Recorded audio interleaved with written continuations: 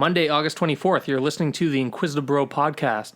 On today's episode, Boston Raptors sweep, 76ers fire their coach, Luka goes off. Why is this happening? We'll discuss. I'm Chris, he's Andrew. Let's go.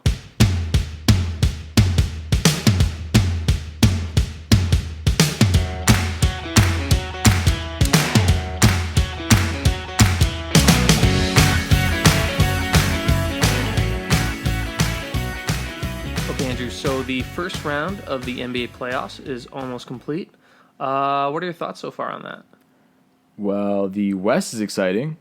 Yes. The East is less exciting than the West. It's almost not exciting. So let's try to keep the East discussion brief because, frankly, I mean, the second round is going to be the more interesting thing with the East than the first round. But Nets Raps. Let's just start with that. You see anything interesting there?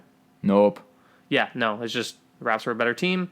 They managed not to lose game one, and I guess if they don't lose the game one, they're a beast. Yeah, I mean, their offense was better than the regular season because the Nets are a terrible defensive team. The only real notable point from that first series is Lowry's injury. Raptors play the Celtics on Thursday evening. That's 3 days from now. Yes or no, does Lowry play? I think he does. I think there's some gamesmanship going on right now. I think if he was going to be out, I think it would have sounded a lot worse, like with the reports, than it was. I don't know. I've had sprained ankles before. I think that one didn't look that bad. I think he'll be able to play. He's a tough guy, much tougher than me. Like, you're pretty tough. I'm pretty tough, but like if I get a sprained ankle, I'm a little bitch about it. But I mean, if the Raptors are calling on me to play against the Celtics, and I have a sprained ankle, I'll still be like, yo, tape that shit up. I'm going in. Yeah, I think you're right. I think he will play. It's a big game. I did see him walk off the court under his own power, so that's a good sign. I don't really have anything else to say about this series. Nets are bad. They're going to be better next year, obviously. I do think it'll take like 8 games before Kyrie and Durant start fighting. 8 games? I think it'll take less than that. They'll be fighting like during the offseason about who they want to trade more. Probably. Karis LeVert had a great bubble and a great swan song to his Nets career because I guarantee you he's going to be traded. Oh, yeah, absolutely. Along with a package of picks. I mean, a package of players because they have some good role players for a third star. Yeah, makes sense. I'm sure they'll do it, but he'll end up somewhere hopefully decent where he can flourish. He's a good player, bright future. Like, just to get on that point, I think Kyrie learned a lot from LeBron, including how to subtly subvert your team and be like your own player GM and just try to trade whoever you want to try to get a maybe. The problem is Kyrie's a child and will mess this situation up as he has in the past. Well, LeBron LeBron wasn't able to lead to championships, but if you look at LeBron's track record when he leaves teams, it's scorched earth over there once he leaves. Yeah, they blow up. Like, really bad. Yeah. Okay, let's move to the 76ers and Celtics really quickly. The 76ers are a tire fire, a soap opera for the past few years. This series was obviously awful for them, and it's culminated in the firing of Brett Brown. Right move? I mean, yeah, like he had a few years to try it out. Realistically, I think Simmons and Embiid just doesn't work. I don't think there's anything he could have done about that. Even this year, Simmons goes down, Embiid steps up. I thought he played pretty good. I liked the ability to just throw it down to him in the paint. He could post up, they could clear out, he could get them a bucket. But at the same time, like I don't know what Brett Brown was going to do with that roster. Well, yeah, he wasn't doing a lot, but I want to say, like, you know how you know that the 76ers are done with him, like the players themselves? When in post-game interviews, when they're asking, like, what are your thoughts on Brett Brown? They just start with, he's a great guy. That's how you know that you're not good at your job. When he's like, well, he's a good guy. Yeah. Like, what about his job? And it's like, he's a good guy. That's all I got to say. Yeah. When they start talking about your qualities unrelated to your job, you know it's probably not going to end up good for you. Poor guy. Well, whatever. You know what? He had his fair shake. Had some talent around him. They didn't step up. I mean, Tobias Harris was trash this series for what they're paying him. Yeah. 38% from the floor. Got outscored by Richardson. Al Horford was a ghost.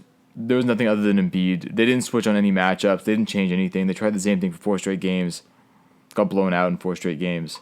I think the real interesting point with the Sixers is what happens next year. Do they run it back with the same thing? They've been running it back with Simmons and Embiid every year. Did they do that again next year? Conventional wisdom would suggest that they do, because when it comes to new coaches, any new coach that comes in there is probably going to want to be like, I want my hands on Embiid and Simmons. I want a chance. But this with that clearly talent. doesn't work. I don't care if you got Red Auerbach, you got Phil Jackson, you got Brett Brown. It's not gonna work. They've had their run.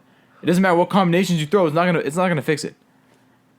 I think ultimately no. I think you're right. Like I've like last podcast I talked about this. I've been pretty vocal about the fact that I don't think that they're a tandem that's gonna work. Okay, real quick, you got to move one of them. Who do you move, Simmons or Embiid?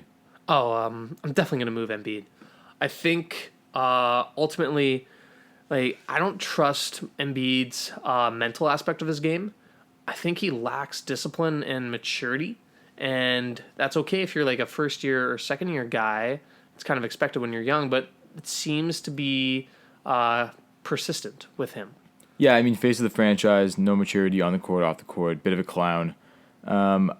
Realistically, you're right. Maybe you should move Embiid, but the Sixers aren't going to do either of that. They're not moving Simmons. They're not moving Embiid. They're going to run it back with the same guys. Try it again. Yeah, I think so. I think you got to give the new coach and the new coach is going to want this. I mean, any coach who gets that job is going to be like, "Am I going to get the stars?" But it's not going to make a difference. Maybe it will. They've but probably tried not. every iteration of this for multiple years, and it always ends the same way. Actually, really quick, speaking of coaches, what are your thoughts on the Nets reportedly going after Greg Popovich? Did you hear about this? Yeah, I did, but like, what are you talking about, right? Like, one, it's not for sale. Two, he's not going to the Nets, even if he was looking to move somewhere else. How can you turn down the idea of coaching Kyrie and KD? I think easily. That it's just be like full of harmony and just happy times. Yeah, I think at the tender age of like whatever Greg Popovich is, 60 something, I don't think he's looking for burner account drama.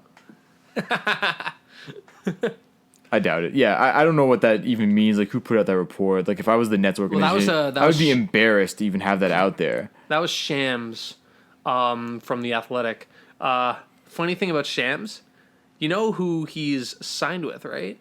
No. He signed with Clutch Sports. Do you know how he gets all his information? Just from all the Clutch Sports guys. But Clutch Sports is growing. Oh, it's huge. Yeah. They have a lot of leverage. I think a lot of casual fans actually don't understand the amount of leverage and influence that a lot of these these super agents and these agent industries like Clutch Sports have on the transactions that ultimately happen in the NBA. So real quick, do you want to explain what Clutch Sports is and who's involved? Yeah, for those that don't know, Clutch Sports is the sports agency that was started by LeBron James and his colleague Rich Paul. It's one of the like little dirty secrets in the NBA that LeBron is basically a player agent while he's playing, and they just let it happen, even though it's almost overt tampering. I mean, he's just signing all these guys. He's taking these guys to dinners with Rich Paul and convincing them to sign with his own agency that he has a stake in. Yeah, I mean, it sounds like tampering. It is. Because he not only has a stake in the revenues of Clutch Sports, but he's also has a stake on the player movement within the NBA. Yeah, how do you think that Tristan Thompson ends up with that huge contract on the Cavs right after the 16 finals? He's a Clutch Sports guy. But see, at the same time, like if you're LeBron, like what do you do in signing Tristan Thompson to a big contract anyway? Is he that valuable on or off the court? He was really valuable in 16, and also LeBron's just like, I won't be there in a few years. You Yeah. get your money, I get my cut from that. Right. You were take your good for $50 me. million, I'll take my 2% off the top, and I'm going to Los Angeles. Yeah, and thank you for helping me build that nice pool. Yeah. All right, are we good on this? You want to talk a little Celtics? How they look? Yeah, Celtics, They look great they look really, really, really good. on both ends. Offense good, defense good. Sixers were bad, so I don't really know as a gauge how that's going to translate. Raptors are going to put up much more of a fight on both ends. That's going to be a great series. Looking forward to it. Yeah, that is going to be potentially the marquee series of round 2, and I think it's going to be a heavyweight fight. I think this is a series that's been kind of in the making for a while. The Celtics and Raptors have been good teams in the East for several years now, concurrently, and they've never met. And so this is happening. I think it's an underrated thing that, like, obviously the Raptors and the Nets were pushovers, but the 76ers were pushovers to the Celtics. And it's not just because the Celtics were good. They were good, granted, but It's because the 76ers were just played terribly. So I don't take too much stock in what the Celtics did. All their players went off because none of them were bothered by any of the 76ers players. And I think that against the Raptors, their life is going to be more difficult. That they may end up winning the series. Personally, I think that the Raptors still take them, but it's going to be a tough one, and I look forward to it as a basketball fan. Heat Pacers. Series just finished. We're recording this Monday night. Heat just beat the Pacers. Pacers out. Series sweep. Surprising sweep.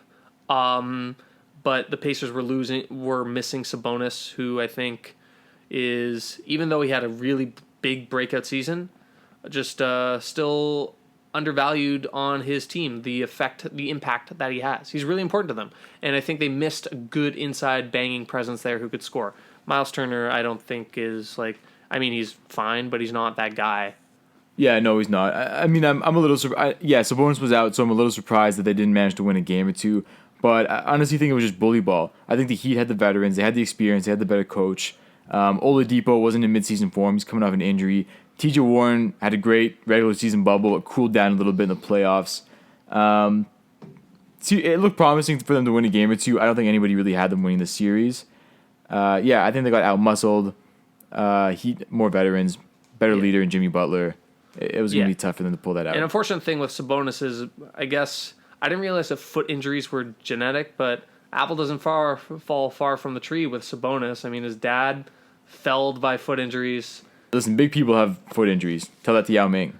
Yeah. His feet still hurt. He hasn't been in the league for like a decade. He's also gained a lot of weight. Yao? Oh my God, he's massive. But Yeah. he was already massive. He's but now massive. The 7'6", 300-pounder is now massive. Not then. Now he's like 7'6", 400 pounds. That's a big boy. Or something. I don't know. I seen a recent photo with him like with Shaquille O'Neal. Guy's big. He's also taken up golfing. Yao's taking up golfing? Yeah. I mean, what else are you going to do with your millions of dollars? I don't know. Might as well. I thought he was going to run for some sort of Chinese political position. He probably will. Yeah. They love him up there. Oh, yeah. Or down there, up there. Side there. East there. He's a big fan in the East. Over there. Anyway, anything else? Heat Pacers, you want to move on? No. So Heat are going to play the Bucks. That's going to be a better series. The Heat remind me a lot. This year's Heat remind me a lot of last year's Raptors on the defensive end, in that I think they can hold Giannis to the perimeter, keep him from scoring the paint, and I think they could cause him problems. I don't think that series is going to be as easy as people think. Okay, yeah. I agree with you. I guess we might as well just touch on the Milwaukee series and also kind of like project a little bit. But one thing about Milwaukee is they're so predictable. You know exactly what they're going to do. They have a very effective scheme. Their drop back scheme. They're going to give a ton of above the break threes. Teams know how to attack it. The only question is whether you can make enough threes to score enough against them. Orlando did in game one. They haven't since. But Miami, better team, better shooters around them, although their two best players, Jimmy and Bam, aren't like obviously like shooters, but Duncan Robinson, Tyler Hero, Goran Dragic, guys who can shoot it from outside. Kelly Olynyk will probably be important in that series. A guy who can space the floor, like the bigs that can space the floor, get Brook Lopez out of the paint. Speaking of Brook Lopez, talk about a guy like, if I told you 6 years ago, Brook Lopez, like, man, what a defensive presence Brook Lopez is. Not so sure about his offensive game. Isn't that crazy? Yeah. Like Brook Lopez I remember was dropping 22 a game for the Nets, launching threes. And getting like 4 boards a game. I don't understand how other than the threes, I don't understand how he gets like his layups. The guy's moving in slow motion. There's spoofs about like how, on the internet, about how slow he is going to the lane. It works, but I don't understand. He takes these long steps and like you see it coming, but you just can't stop it for some reason. I don't know. Him and Giannis are basically the same height, which is just wild that one moves the way Giannis does and Brook Lopez is a Lopez. Well, that's why Giannis is probably going to be a 2-time MVP. Yeah, I think so. I think it probably goes that way. I mean, this isn't in the MVP conversation, but just for this Magic series alone, he is their whole team. They win and die with Giannis. 31-16-6 on 55% shooting. Yeah, he's amazing. Yeah, he's crazy. Speaking of the Magic, You notice how DJ Augustine didn't have an impassioned post game one interview about like, don't sleep on us. Yeah, don't sleep on it. I love your nickname for DJ Augustine. It's round 1, game 1. Yeah. Well, no, Mr. Game 1 in brackets of the first round. Yeah. Augustine. Very catchy. It's a long one, but you need to really give the context with him. Listen, if you have a series against the Magic, you better bet against the opposition game 1, round 1. Never bet against DJ Augustine in a game 1 of round 1. I saw him. I go on NBA. I frequent NBA Reddit a decent amount, and I saw this one comment. They were talking about like most unbeatable teams ever. The 1993 Bulls, the 73 win Warriors, and game 1 Magic. That's so true. I don't know what it is. They just really get ready to go for game 1. Yeah, I mean, they had to defend their home court. Their home games every single time for them. Their home games every single time for them? It's in Orlando. Oh, it's in Orlando. So you mean just this time? Talk about like kind of surprise. The Bucks have the longest lasting series in the East, but this entire East series playoffs bracket so far has been a dud. But you made an interesting point though before we jumped on this pod that the reason you think there's as many sweeps as there are is because there really is no crowd advantage. You made a good point that when the dominant home team takes the first 2 games, generally you're going back to the away for the other 2 games. You got the fans in, you're down 2-0. You kind of got to climb through that deficit, and they usually at least split one of those 2 games. But now with the bubble, game 3 is the exact same as game 1 and 2 as game 6 and 7. The feel is the same. You don't get that advantage. I like how you referenced that this was something I told you prior to going on, and then you just took my point. And it was a good point. I felt like just giving it to myself. But yeah, that's for those listeners out there. This is literally something I was just discussing with Andrew before we went on, but it's something I've noticed. You don't get that home crowd vibe. It seems to me that like in the bubble, it's just the better team is just going to win, and so now it doesn't matter that game 3 and game 4. But it's not even just win the series. It's like the better team wins every game. Yeah, but then again, we're going to switch to the West, and the West is at least a little more competitive as we speak right now. The Clippers and Mavericks are 2-2. The Rockets and Thunder are also 2-2, as the Thunder tonight just pulled out, or I guess this afternoon, pulled out another tight win against the Houston Rockets. Yeah. And as we speak, the Lakers and Portland Trailblazers are big. playing, and they're steamrolling the Blazers again. Okay, well, you can't win them all. You want to do Blazers Lakers first? Actually, no. First, I want to do Blazers Grizzlies. The play-in round. A couple things. I was mega disappointed I didn't get to see Suns Blazers. I really wanted that game. Or 2 games, depending on how it went. Well, that's what happens when you don't win enough games in the regular season. I mean... But Memphis showed up to the bubble and laid an egg. They were trash. They just barely hung on to that seed. I would contend that Memphis played back down to their level of talent. I think they really overachieved a lot. Yeah, I think so too. During the regular season. However, going 8-0 in the bubble, I think Phoenix overachieved a little bit too. No, that's their true talent. 82-0, baby. Yeah, it's next season. Next year. Place your bets now, folks. 82-0. I am very worried about the Suns next year because it does appear that Devin Booker is now getting mixed up with the Kardashians. Yeah, I saw that too. And that is... They've been around the NBA social circle quite a bit, especially Kendall. Well, I think just professional athletes, not just the NBA. Yeah, there's a little NFL, but I'm like... She took. I think Kardashian took. I think they found their niche with the NBA. Maybe. I think they're going more NBA these days. Point is, generally, not a good omen for a good season. It does not work out well when the NBA players end up wrapped around in that messed up family. I think if NBA are just a guy, I'm pretty sure this is what killed Reggie Bush. Okay, first of all, Reggie Bush is not just a guy. They don't date just a guy. I just mean if you're any man and you're dating Kardashian, things are going south for you. So she's dating Devin Booker? She is now, yeah. Oh, that's rough. Yeah, so I am projecting bad things for Devin Booker. Yeah, I think you're right. For the next year. Aside from the Kardashian, did you like the play-in round, and do you see it being a mainstay? Yes, 100%. But we talked about this last time. Yeah, I know, but I think that was before the play-in run actually happened. So you didn't actually get to see how it played out. But I do like it. I think it's here to stay, and I actually think the NBA might even expand it to include more teams and have a couple more games. Yeah, 100%.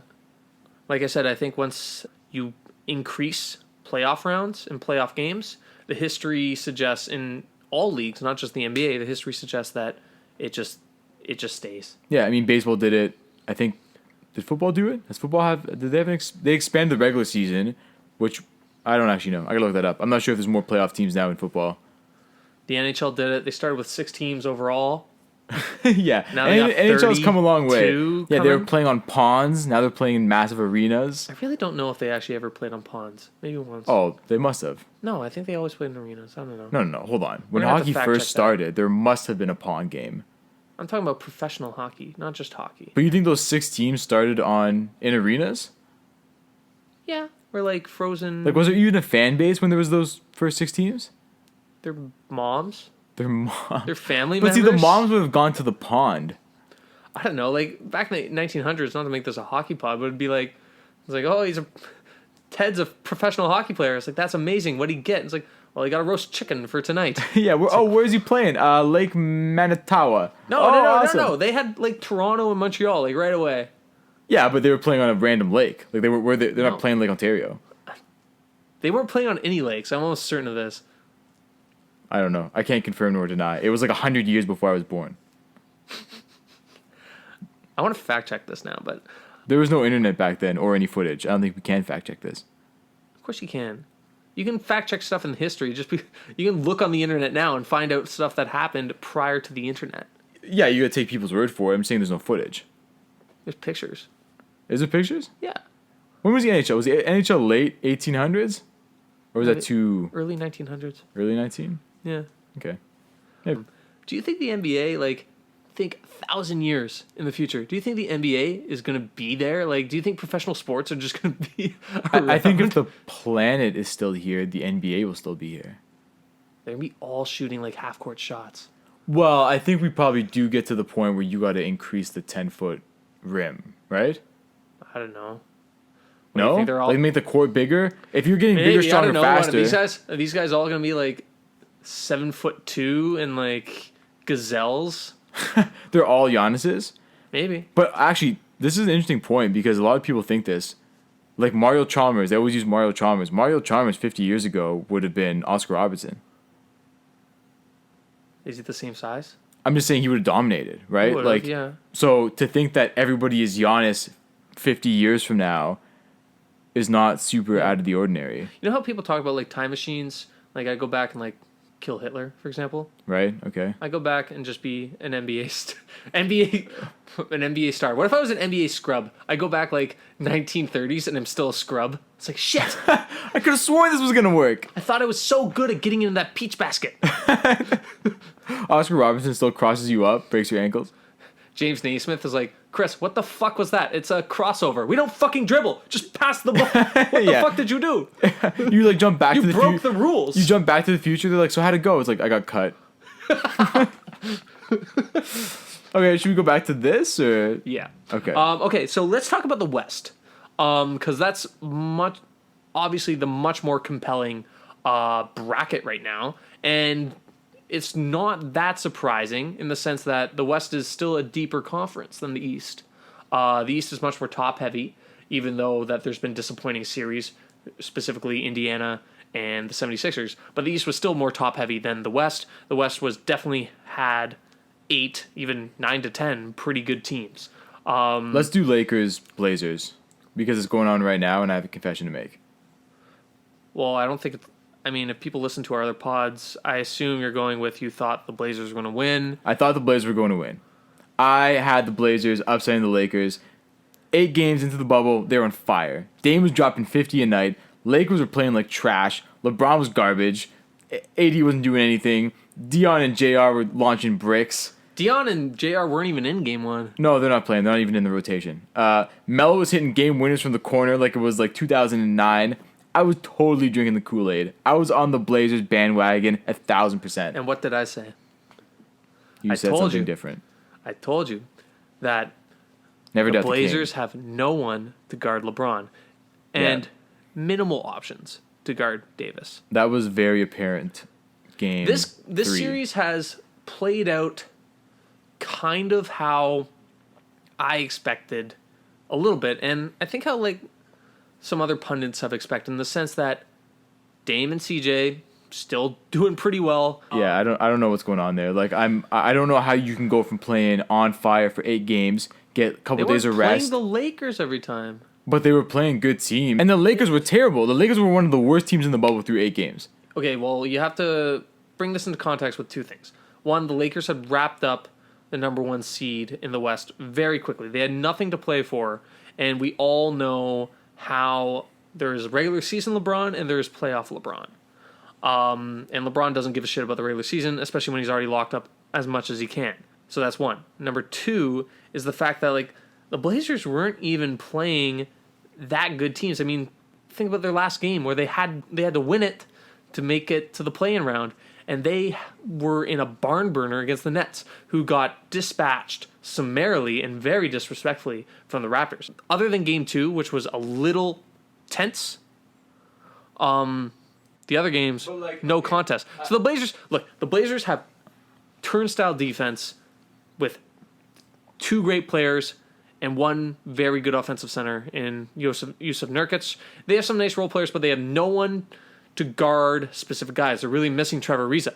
But see, what I thought was going to happen was that LeBron was going to get his, AD was going to get his, and then the rest of the Lakers were going to just fall flat, which is basically what has happened. It just turns out it doesn't matter. Yeah, because that's what the Lakers have been doing all year. LeBron gets his, AD gets his. Lo and behold, that's a lot. But the difference was, in the regular season, they also had Rondo, they had Avery Bradley. Like, there was a little bit more depth there. I don't know. Listen, I got it wrong. I got it wrong. I'm not going to be right all the time. I'm right most of the time. I'm right sometimes. I wasn't right all the time. A lot. I think you're right rarely, and you really celebrate it when you are. Well, we're gonna do the rest of the bracket. Shooters shoot. You're a shooter when it comes to your takes. Yeah. I mean, I took a shot. Listen, if I was right, that would have been a great hot take. Okay, so after Davis and LeBron, the next highest scorer this series is KCP with 10 points per game on 30% shooting. That's their 3rd best player. Well, it's probably not their 3rd best player, but he's their 3rd best scorer right now. Isn't that wild? 10 points, 30% shooting. That's like 3-point variance. I don't know. It doesn't mean he's his 3rd best player. They're literally just a 2-man team. Let me ask you this: if your 3rd best player is KCP, can you win a championship? No. Well, there you go. But no, I'll just to finish up on the Lakers and Trailblazers really quick. I still want to. No, I got more stuff to smack on the Lakers. Okay, Kuz, Green, KCP, Caruso, averaging 32% from the floor. Sorry, what? Kuzma, Danny Green, KCP, and Caruso. They're shooting 32% from the floor this series. Okay, so take out Danny Green out of that. I don't even know how the Lakers won 2 games. I don't know. I do the math and I'm like, okay, LeBron's got 38, Dave's got 32. Who else scored? Nobody. Oh, they won. They got like 110 points. I don't know. Don't get it. But I'm wrong. Lakers are going to win the series. Yeah. Anything else? So one thing I want to say about the Lakers and Trailblazers is it's kind of playing out how I think a lot of people expected, in the sense like, yes, no one can guard LeBron and AD, and also no one can guard Dame and CJ. It's just that LeBron and AD are better. Yeah, you're right. And are you just going to sit here and tell me how right you were about the Lakers series, or do you want to talk about something else? No, we'll move on. I have that like quiet confidence about it. One more time. Who was right about the series? I was. Okay. Although it's not done. Maybe. Can you imagine? Oh, man. Can you imagine next time we do this pod, Blazers actually come back, win like 3 straight games? Technically possible. Me and Chuck are going to be ecstatic. Well, he already lost it because he bet the sweep. You're a little more reserved on your prediction. Thunder Rockets? Yeah, okay. So 2-2. It's 2-2 now. As of today. Yes. As of this afternoon, OKC just tied it up with Houston.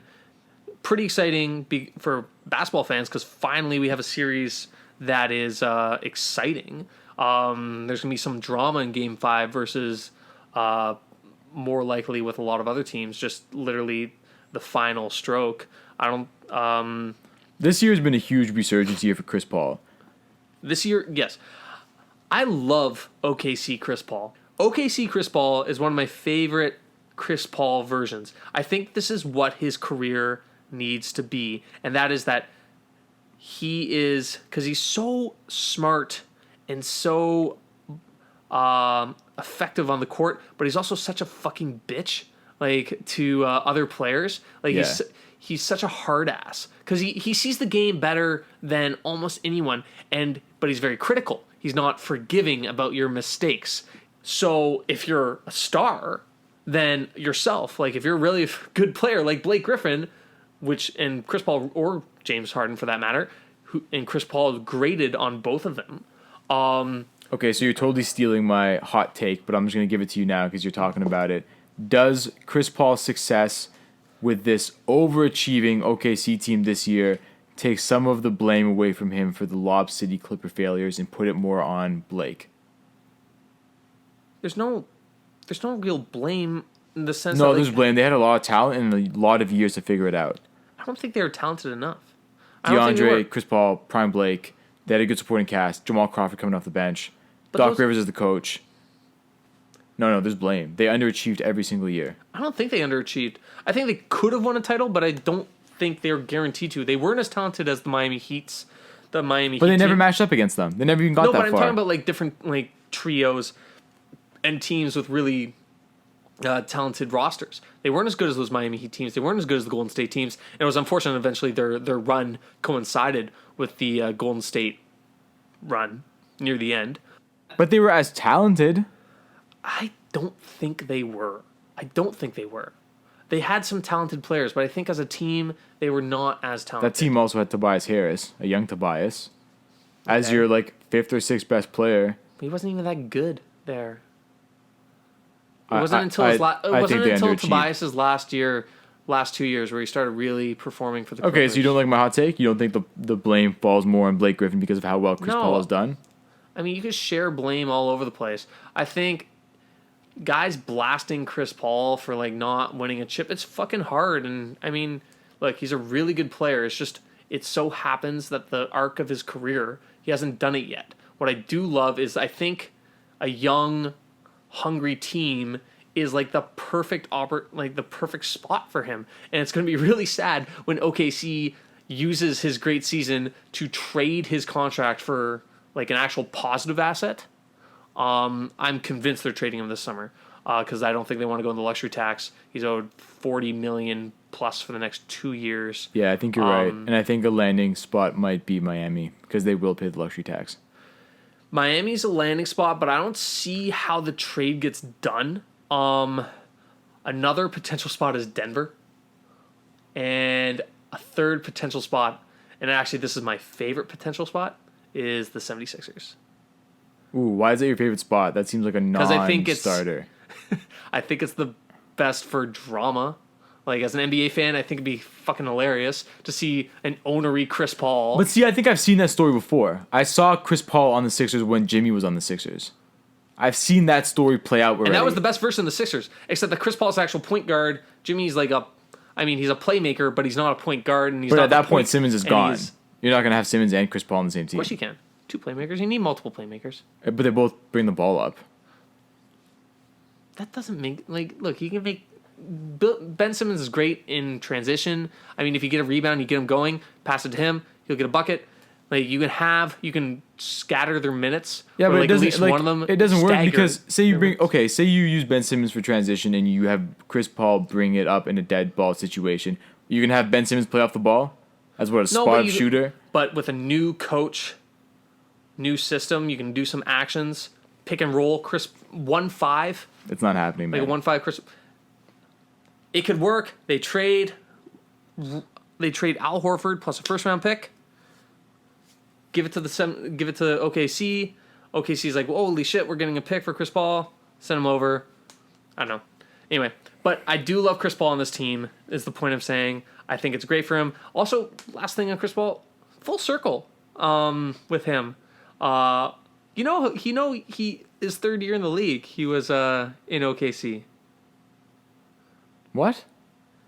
His third year in the league? New Orleans, drafted by New Orleans. Hurricane Katrina hits in 2005. They go to OKC as their alternate site. OKC proves to be a very successful and very passionate fan base. That leads to getting them on the NBA map, which eventually, when the Supersonics needed a new team, they sent him to OKC. Chris Paul was playing in OKC in his third year because he couldn't play in New Orleans. Full circle, comes back to pretty cool. to OKC. Yeah, that's cool. Didn't know that. Yeah. Pretty good. Okay, so back to the series, 2-2 now. Westbrook has yet to play, quad injury. I don't know if he's going to get back this series. So They need him, though. 2 final notes on that series, I suppose, or 3. I have 3 final notes, not 2. It's not final notes if you have a list of like 10. Of course, but I have 3. 3 final notes on this series. 1, this is a huge moment for James Harden. Harden has a long history of playoff failures and disappointments. I think he's a tremendous player, obviously, but this is a moment where he needs to come through, especially without Westbrook, because you bring up his injury, which I think is worse than guys are leading on, because you haven't heard anything about his potential timetable for return, right? But, I mean, this is Harden's team. This is Harden's style. This entire Rockets micro ball strategy was all designed around him. But you don't think that the Westbrook injury gives him a way out? Not in my mind. Does it give you a way out in yours? No, it doesn't. But I just feel like that you could spin it that way if you wanted to. I don't think it would. I think you could spin it that way in later rounds against I think you're greater right. opposition. Even though the opposition is formidable. It is, but look, they won the first 2 games. They can win this series. At the end, it would help to have Westbrook, but at the end of the day, and this is, it comes down to like competition and whether you are able to pull through. I mean, you see that with a lot of playoff runs and teams that win championships. I mean, obviously Kawhi last year, the Raptors last year, like pulling through in some big series, Dirk in 11. The list goes on. Any team that wins a championship or goes far has had a moment where there was doubt or questions about whether they can get through, except for maybe the 17 Warriors, those Warriors teams that were stacked. But the vast majority of teams, like, they have to pull through at certain moments. This is a watershed moment. In this first round, at least. If they get through, there's probably going to be more. But the point is, Harden needs to lead his team to victory. And there's too many times where he's had moments like this and he shot them out of a game, or he's just not performed well enough. And I think he's going to do it, but the point is he needs to do it. It has to happen. You're right, he does. This is his moment. I did think of one way that he kind of skates by the blame. If Westbrook does come back and plays poorly and they lose, they will redirect the hate at Russ. That's true. People love to jump on the Russ hate train. Yeah. James, perfect master stroke move, finagling the trade for Chris Paul for Russell Westbrook, so he has another lightning rod player with him. So when the inevitable failures come, I'm being facetious, by the way. Sarcasm came through loud and clear. He can place the blame on Russ instead of him. Real quick, who wins the series? Houston. Yeah, I think so too. But at the same time, if I was wrong, I wouldn't be surprised. Yeah, well, I mean, randomly, OKC this year, during the regular season, led the league in net rating in the clutch, quote unquote, which is an NBA definition, which I don't have in front of me right now. Probably should have, but it's the amount of meaningless stats the NBA puts forward. It's too many. It's for the stat heads. It's for the nerds. I know, but they all mean the same thing, and they all mean nothing at all at the same time. I like to push up my figurative glasses because I don't need them. Like, look at some good clutch stats. You and a lot of people. But yeah, this is game. I'm excited for Game 5. Like, finally, a really important 2-2 Game 5. This is a big game. This series is gonna go 7. It's gonna be Chris Paul versus James Harden, mano a mano. Let's see what happens. I was looking forward to the Chris Paul versus Westbrook matchup because that is feisty. Yeah. And I didn't get to see it, and I probably won't because Russ will come back and it won't be the same. Well, first of all, Chris Paul wouldn't even guard Russ because with the micro ball. No, I don't mean like necessarily. They have the centers guarding Russ. Russ might guard Chris Also, probably not, actually. They But like even to just having hide both of them on the floor at the same time, there's always animosity. Yeah, exactly. They're both intense guys. Second, like another thing I want to say is, how about that Canadian content on the OKC? Luke and Stort doing great shit, just guarding Harden. What was that name? Lukens Dort. Yeah, it sounds Canadian. It's German Canadian. Right. It's one of those black German Canadians you see everywhere. My grandmother's German Canadian. Is she? I mean, she's German. She moved to Canada, so Okay, German well, there you Canadian. Is Maybe we're cousins, me and Lucas. Unlikely. I seriously doubt it. Yeah. Also, Shea, who has had a very quiet series. Like, I haven't noticed him that much at all. Yeah, no, quiet. But- But like everybody on OKC's been kind of quiet. Like they've won 2 quiet games. Yeah, 2 quiet close games. In the clutch. Best net rating. Look at that. Oh my goodness, this guy with his stats. You and your analytics. Very quickly, actually, on Shea. Is he the best Canadian player in the league right now? I'm not a Wiggins fan. What about Jamal Murray? That's like the other guy I was thinking. No, it's Jamal Murray. Yeah? Yeah. Probably. Yeah. Right now, it's Jamal Murray. He's hot. Speaking of Jamal Murray, Nuggets Jazz. The series feels like 2001 Raptors Sixers with Murray and Mitchell just dropping 50-point games against each other. That's a throwback. 2001. Great series. I honestly didn't even watch it that much. I wasn't really a basketball fan back then. I mean, it wasn't about being a basketball fan. It was about being 8. That too. Yeah. I know one play from that series because I've seen it all over the TV all the time, especially during these Vince tributes on NBA TV Canada. Yeah. That's what I was wondering. Are those tributes just on NBA TV Yes. Canada? They are, right? Yes, they are. For those American listeners out there, NBA TV in Canada has been playing Vince Carter tributes ad nauseum during these playoffs right now. I mean, listen, 22 amazing years, first ballot Hall of Famer. Yeah. When he played for, 8 teams? Yeah. Yeah. Great career, man. Anybody coming into the league, if you go, hey, listen, man, you can lock in Vince Carter's career right now, they take it. Well, 100%. But I'm just saying, like, I think we overdo it a little bit with Vince, like, in No, hindsight. we don't. No. I think we do. Who's we? Toronto people, Canadians. Overdo in what sense? The love? Yeah. No. He forced his way out, okay? Like, great Yeah, player. so? I respect him. I think still, like, give him some appreciation. I'm not deifying the guy, okay? I was tired of playing with Antonio Davis, too. It wasn't that bad.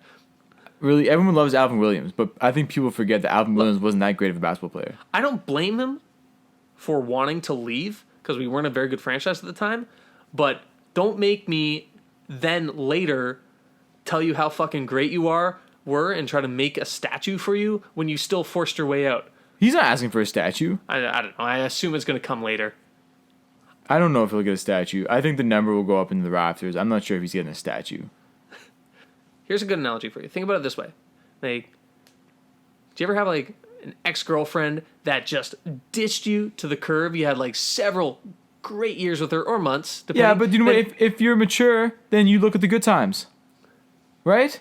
Yeah, you playing tribute videos to her at night, like, before Do you know what? When she retires from the dating scene 22 years later, I'll throw a tribute video up. You're going to be invited to her wedding. You're going to go up with a tribute video. Yeah.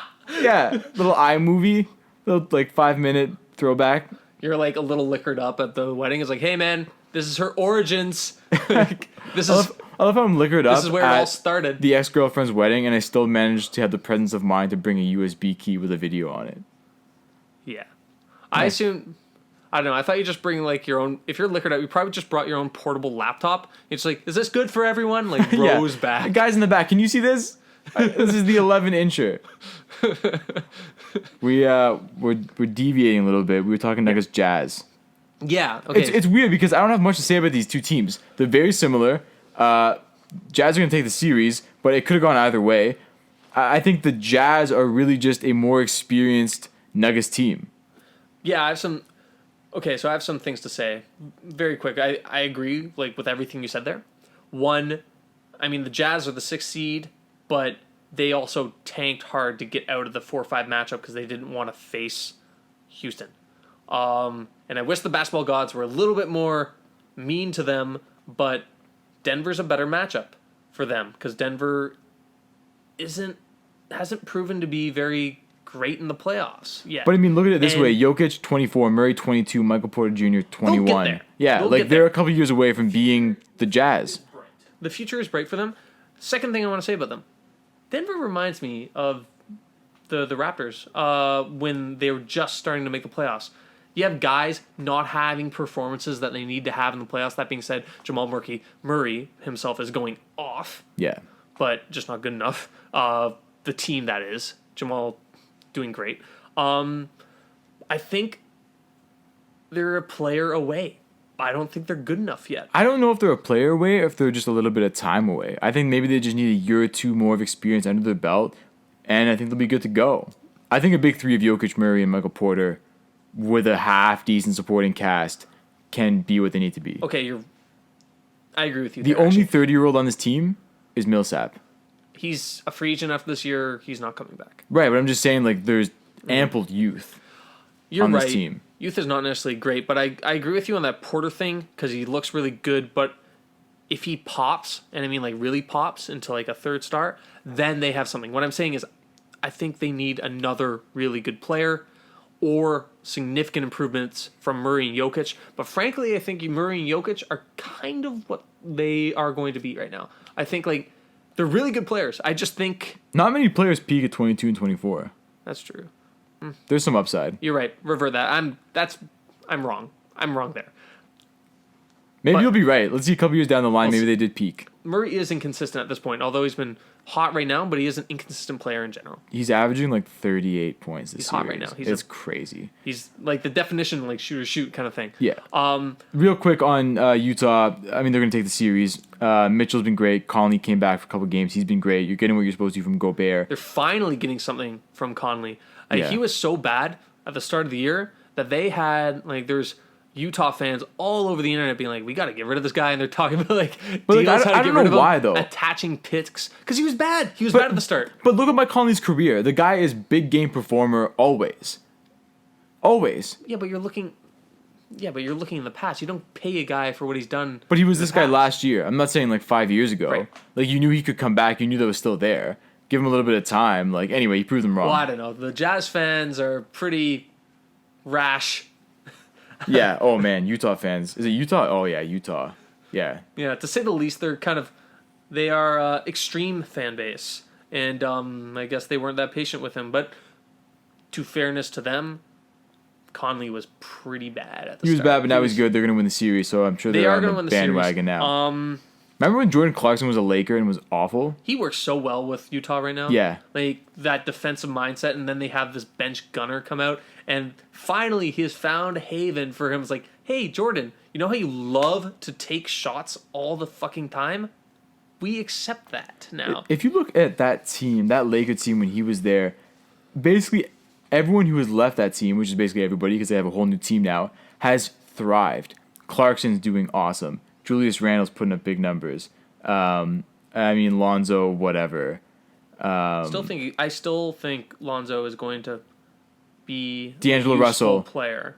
D'Angelo Russell left, like murdered, just crushed it for the Nets. I don't know, crazy. My theory on that is like, look, LA is too busy a town, I think, for some of these young kids. Like, if I was 22 years old or 20 years old, I'm drafted high by the Lakers. I'm making millions of dollars. I'm in LA.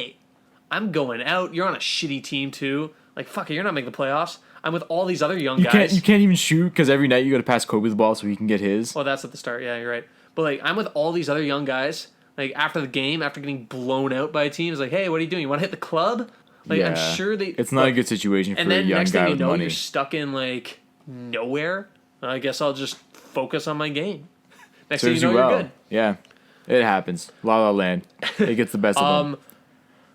Very quick, the reason why Denver is losing this series and likely going to lose the series is because they have no one to defend anyone on Utah.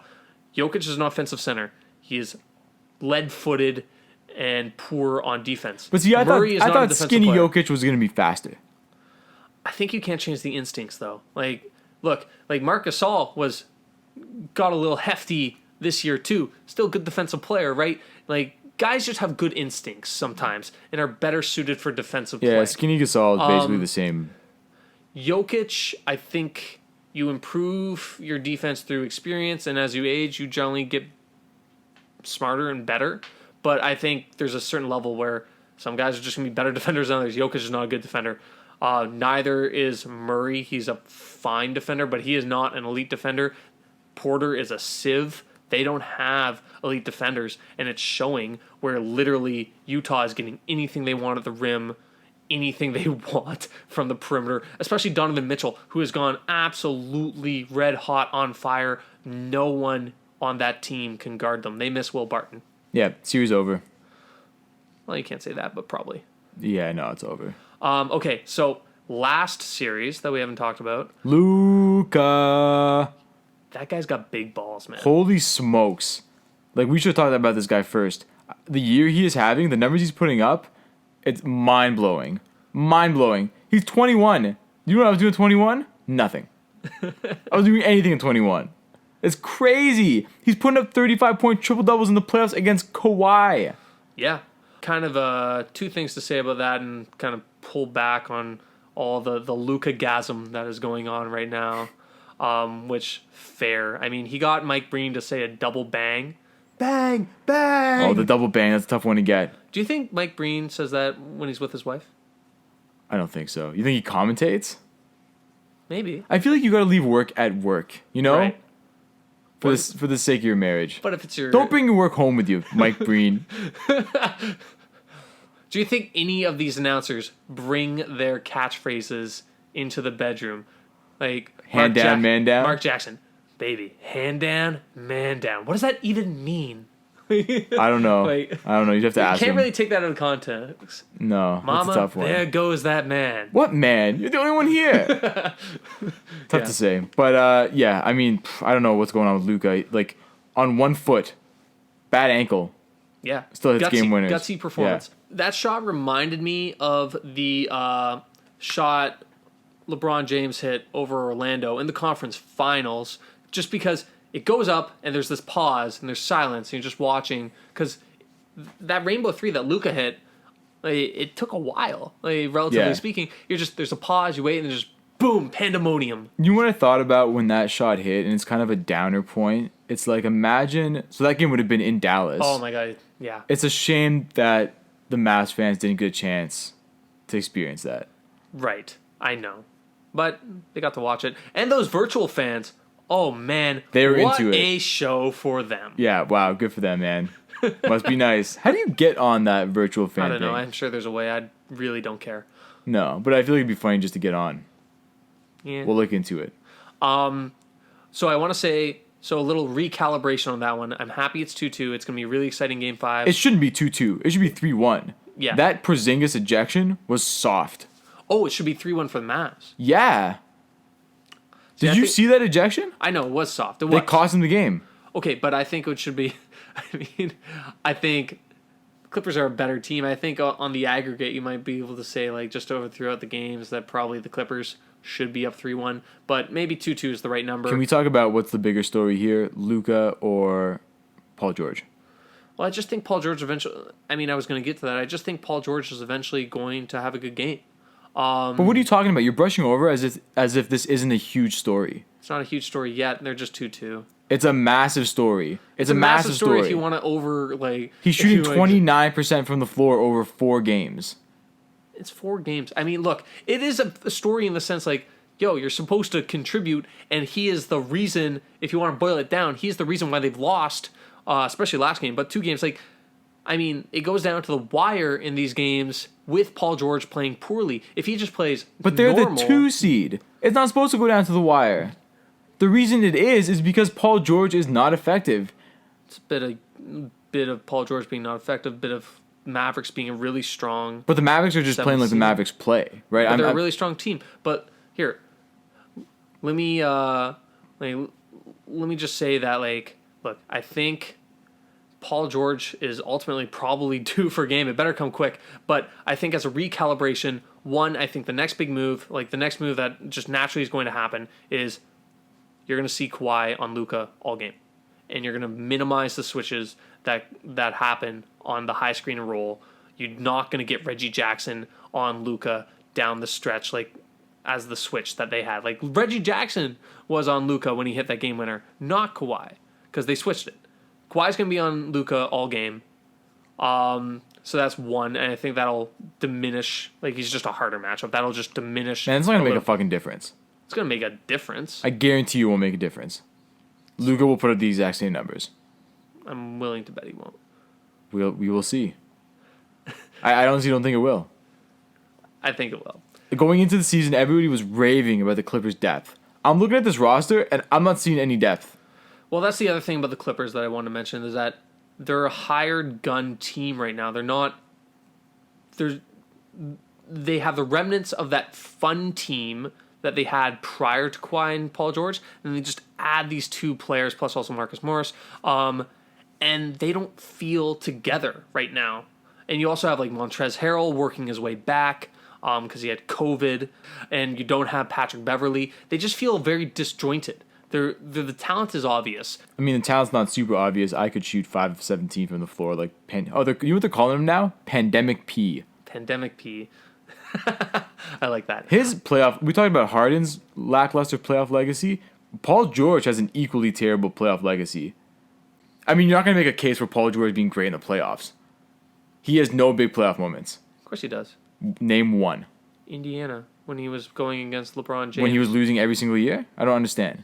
No, he had like some huge games. He was really good when he was young with Indiana. The difference is that like it's easier to be a scrappy underdog than the favorite with all the pressure on you, right? Like when he was with Indiana, they weren't expected. All the pressure was on the Heat, and he was also new to the league. He comes in and he's having a good time. He's playing free and loose. Now he's not. Now there's a lot of pressure. Actually, I want to say, like, you know how you know you care about something? You see that stupid social media post he did after his Game 3 flop, not even his Game 4 flop. Out of nowhere, he goes and is like, I don't care what you think. He makes, like, that was essentially the gist of his social media post. Like, I don't care what you think. Why are you guys caring about me? There's other shit to do. Like, you know how I know you care? Because you, out of nowhere, decide to comment on the fact that I don't care. Yeah. A great way to show you don't care is don't fucking comment. Yeah, I know. He also said, this was a direct quote after the last game. He goes, if I shot better, this would be a different series. It's true. He is correct. He is correct. But some things just don't need to be said. Yeah. So, recalibration, though, I think Kawhi on Luka will have effects. I think Luka's the type of guy that you can't, like, stop. He's that good, clearly. But you can definitely mitigate and maybe force him to be more of a playmaker and see if the Mavericks guys, other than Luka, can make some big shots, big plays. Clippers, Mavs, who wins the series? Clippers. Yeah, 6. I think so too. I think they win the next 2 games. Yeah, I think so too. It doesn't change the fact that there's no one on the Mavs who can stop really anyone on the Clippers. They're not a very good I think it'll be defensive close, team. but again, if it goes the other way, I'm not going to be super surprised. If Paul George doesn't pick up the pace, I can see the Mavs stealing a couple games.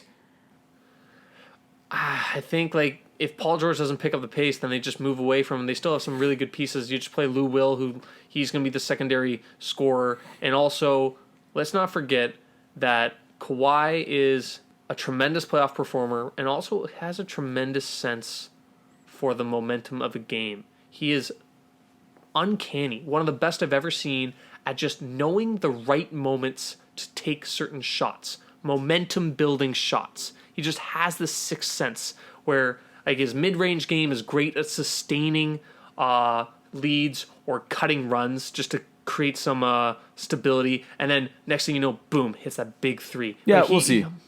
I'm not convinced. Yeah. Okay, so that's I guess all we have to say about the series as they've gone so far. Andrew, do you want to quickly, since we never did a real playoff preview pod, do you want to just break down how we see the remaining series is going forward, like a bracket style type? Yeah, everyone loves a good bracket and everyone loves some good predictions. So I get it. Some of the first round matchups are already over. Some of them are almost over. We should have done this before the first round, but since the bubble started, there was a lot going on. The bubble came together quickly. 8 regular season games, a lot was going on. The race for 8th in the West was pretty interesting. So we never got to it. All right, so sue us, but we're going to do it now.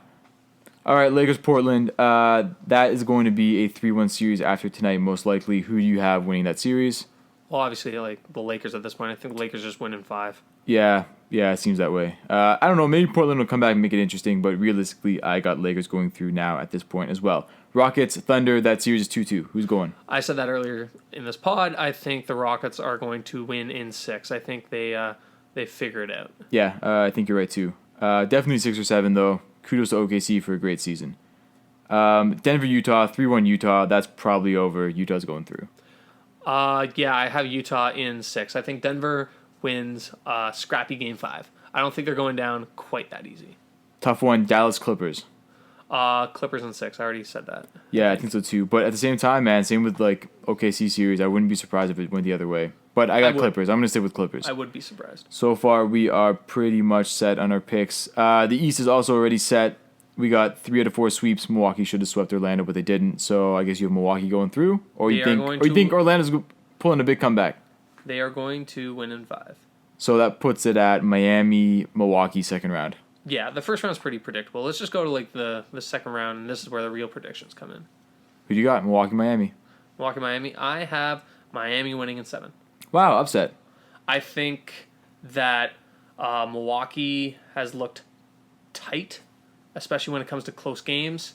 I think they have obviously a very predictable system in the sense that they literally never change it, and they never change the substitution patterns either. Is Giannis going to play more than 35 minutes? 32 minutes? Not really. He only did it like twice in the playoffs last year.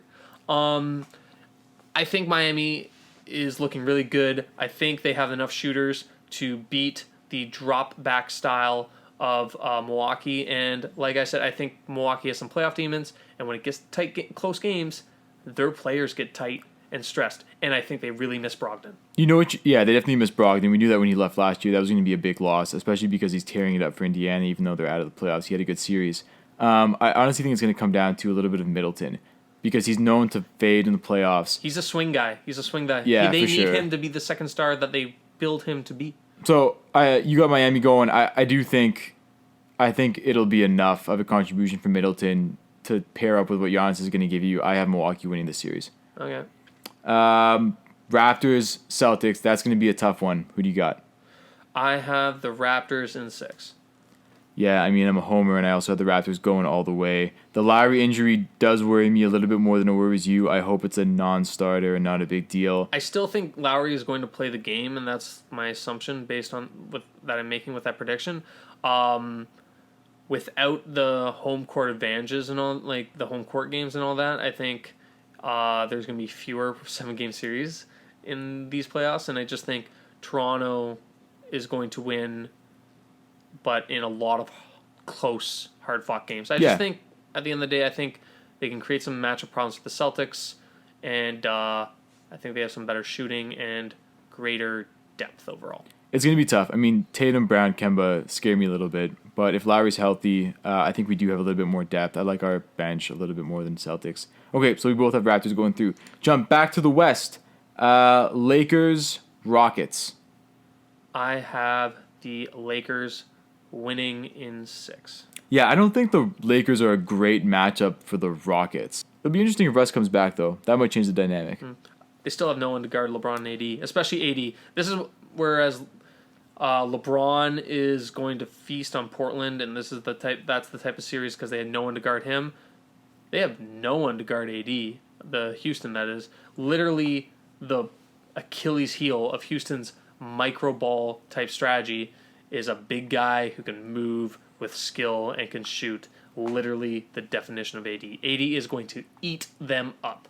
Next series, Utah Clippers. Clippers in 5. You sound very confident. Yeah. Yeah? I think Utah is an easier matchup than the Mavs are to the Clippers. I think so too, but I'm telling you, this is not the Clipper team that we saw in the regular season. I think they'll be more galvanized through the process of winning the first round matchup. I think they'll warm up. I think they're going to get better as the playoffs go on. They have to get better, or they're not coming out of the West. Jump back to the East. So you have Miami going, I have Milwaukee going. So let's assume both. Miami Raptors, who do you have? I have the Raptors. I think they're a better team than Miami. Yeah, I think the Raptors are going to make the finals. Yeah, I think you're right. Even with the Bucks matchup, they beat them last year, and it was team defense that stopped them. I mean, Kawhi had some good games, but team defense is what really shut Giannis down. I don't see why they can't do the same thing this year. So no matter whether Milwaukee moves forward or Miami moves forward, I have the Raptors going to the finals. What do you have the Raptors in games? I should have said I have Raptors in 7 against the 8. I think it'll be a tough series. I think I probably have the Raptors in 6. I think if you can figure out the Bucks game, as you mentioned, they don't really change it up. So if you can figure it out early, I think you can get them in 5 or 6. Right. 5 seems a bit much. I think 6. Giannis is pretty good. He can win you a couple really games. Good. Back to the West. So we got Lakers, Clippers, Battle of Los Angeles. That's kind of how people thought this was going to go at the beginning of the year. Yeah. That's kind of probably how it ends up. Who do you have? Clippers in a sweep. I'm kidding. Wow, I was ready to tear that apart. I still have the Clippers. I think this is where Lakers' depth kills them because this is the team that actually has guys you can throw at LeBron. Like, this is what the Clippers were built for, to beat the Lakers. I think they will. I don't think the Lakers have enough bench. They don't have enough depth to beat the Clippers' depth there. Yeah, I mean, see, I didn't think the Lakers had enough depth to get past the first round. That was obviously a mistake. They are looking better now, and I think they're only going to get better as the series progresses. Oh, the Clippers got to get better too, man. I'm not liking what I'm seeing from Just make a pick. Lakers. Lakers in what? 7. 7, okay. So then we have Raptors versus Clippers. Or Raptors versus Lakers. Yeah. Well, my version is Clippers. Right. Okay, so who do you have? Raptors Clippers. Who do you have? Out of all the craziest years of years, we finished the storybook ending where the Raptors defeat Kawhi Leonard, the Clippers, in 7 games. That is a great finish to the season. And win the title and thumb their nose at Kawhi, who chose Pandemic P over our team. Well, that was a mistake. I mean, he chose it for the good weather and like the home cooking. He also lives there. I mean, yeah, like obviously Toronto was going to be the better team. He chose them for legitimate reasons that I'll never bash him for. Yeah, it's fine. Yeah, I like the Raptors too. They were my pick to win the championship. I'm going to stick with them. Hopefully they stay healthy. That'll be the big determining factor. If it is the Lakers, who I have LeBronto. Yeah, that's tough, man. That's tough. LeBronto's, I don't know. I don't like it. Can you imagine the Raptors beating LeBron in a 7-game series? I can imagine them beating a 35-year-old LeBron in a 7-game series. We've also beat the Lakers every single time we face them this year, which is only twice. But playoff LeBron is very different. I don't know. Well, I think if the matchup goes, listen, I had Raptors taking the championship, so it shouldn't matter. I don't know if the Lakers are even going to get there. So Raptors, NBA champions, back to back. Okay, so it goes to show we're total homers, I guess. It's fine. Oh yeah. Well. No shame. Okay. That's good. Anything else to add? Thanks, man. Cool. Thanks.